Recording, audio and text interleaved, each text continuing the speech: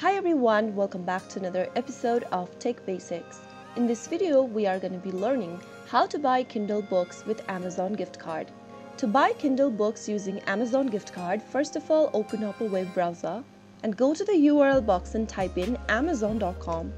Sign into your Amazon account using your email address and password. Once you're logged into your account, go ahead and click on the search box at the top and type in Kindle books. You can also type in the name of the specific book in the search box as well. Now go ahead and look for the book that you want to purchase and make sure to select the Kindle edition. Now click on the Kindle option on the right hand side corner and click on Buy Now button. On the next page, it will prompt you to enter your payment information so that you can use one of the payment options to continue purchasing your product.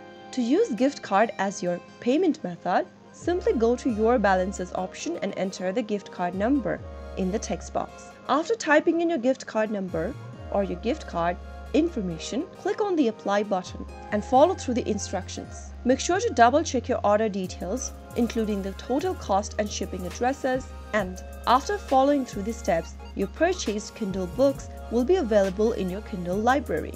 So that is how you easily buy Kindle books using your Amazon gift code or your gift card.